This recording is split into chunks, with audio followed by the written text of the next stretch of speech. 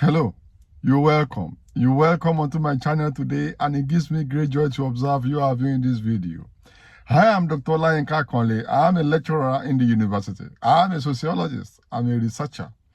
You're welcome. Meanwhile, are you subscribed to this channel? If you have not subscribed, kindly go ahead and click subscribe on your screen right now. Tap subscribe on your screen right now for wonderful content. The title of the video you are viewing today is very important. Beware of banking on children as retirement funds. Lessons for African parents. This is important because there's a serious pattern, dimension, trends I've seen about people becoming, frustrated at old age. Parents who have spent all they've got on training their children, only for them to discover at old age they have not made sufficient efforts to protect themselves against suffering, struggling at old age. Please, I'm not saying don't train your kids. I'm a parent myself, and I have kids, and I'm doing all I can to give them wonderful future. But it becomes a problem when people think they are training kids, they are investing on kids so that at old age, those children can become their retirement funds. That is, these children should be the people that will take care of them when they are too old to take care of themselves or to work to earn income. I've seen too many old people in Africa, even in the diaspora, even among people of African descent, who struggle, who suffer, who are very abandoned and dejected at old age. Unfortunately, in most parts of Africa, there are no, care. There are no official or welfare schemes for old people. The institutions are very weak. The welfare system in Africa is very premature. I don't want to say very inefficient, even when they exist. And in most African countries, welfare systems to take care of the elderly is not available.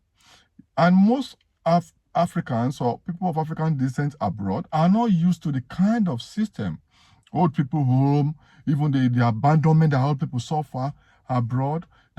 Most Africans who are retired abroad are not used to some of these things. Many are still abroad, thinking within the African system that my children are the ones that will care for me at old age.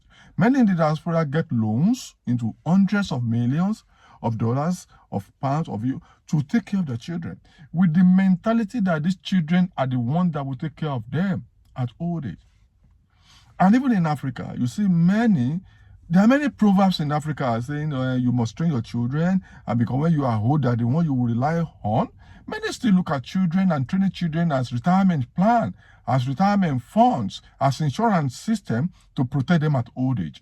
And my point is that this is actually too antiquated. The current system we've got means that people have to deliberately invest in retirement plans. Parents today, please listen to me and please tell others, invest in your retirement plan. Children cannot be your retirement funds. And let me show you two reasons why this will not be possible for you to rely or to bank on your children for retirement fund. Number one, some of these children, it doesn't matter how much you spend on them when you are training them, it takes longer for people to stabilize now, to be able to take care of themselves, let alone taking care of anybody, including their parents. And it's not because they are wicked. It's just because it's the reality of the postmodern economy. That even young people, after leaving university, that's even if they attend university, struggle to even be able to make basic things work in their own life. Struggle to afford basic necessity of life. Shelter, mobility, feeding, and other things.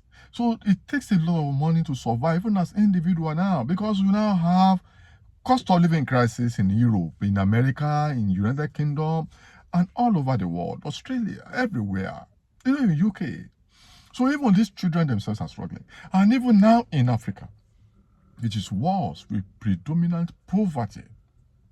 So even these children themselves that you may be expecting to take care, you may be expected to take care of you, even they are not even stable. They are struggling to be able to make life meaningful for themselves. So they can't take care of themselves enough, let alone having extra to take care of anybody at old age.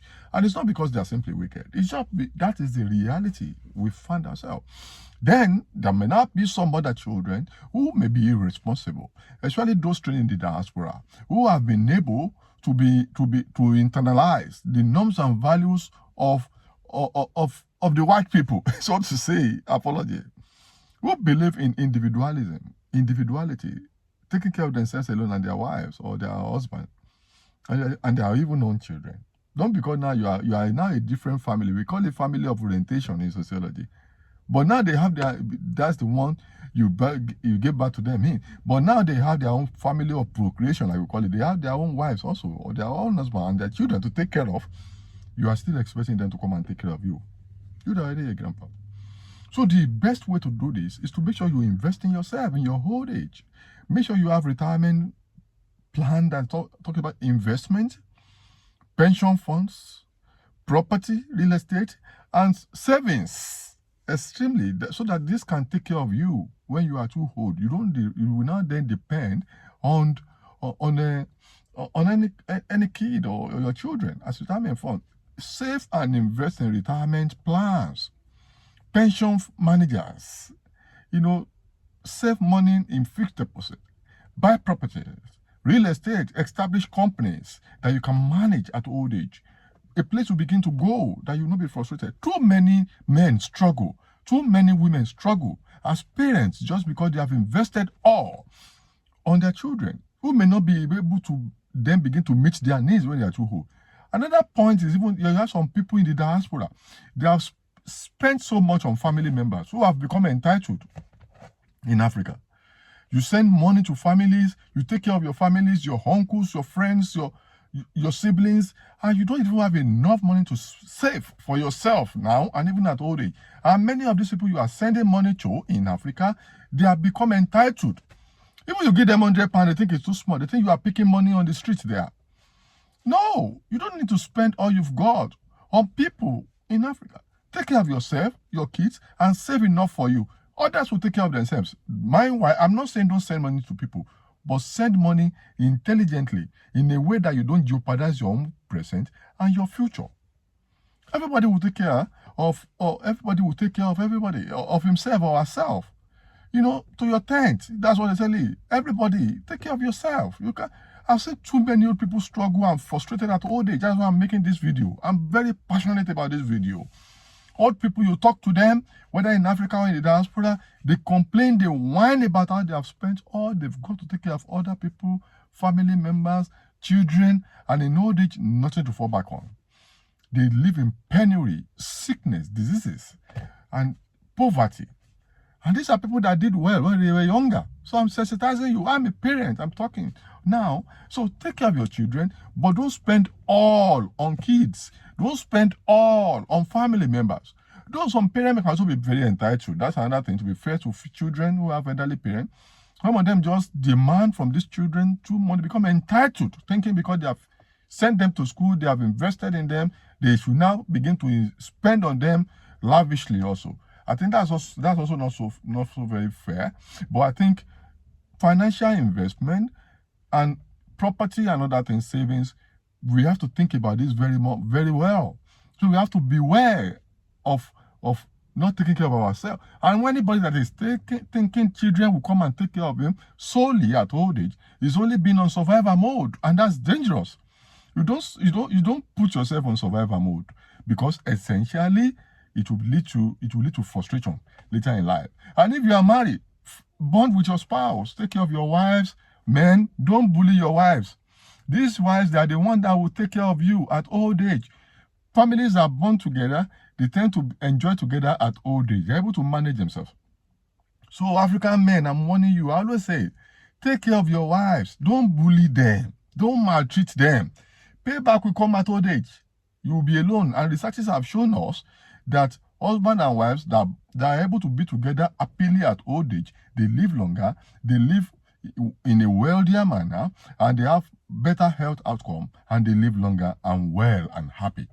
But those who are not able to sustain their marriages, union till old age, and they have separated or they have divorced, they tend to live more miserably. They live in poverty more, and they die too quickly, full of diseases. Research this, I'm telling you. So, husband, love your wives now, or your partners, or whatever language you use where you are. Wives, love your husband. Bond, because you will need each other at old age, even when the children are gone, whether they take care of you or not. And kids, please take care of your parents. So I think this is very good to share. So let's beware of banking on children as our retirement funds. Take this lesson. Until I see you in my next video, click subscribe. Bye for now.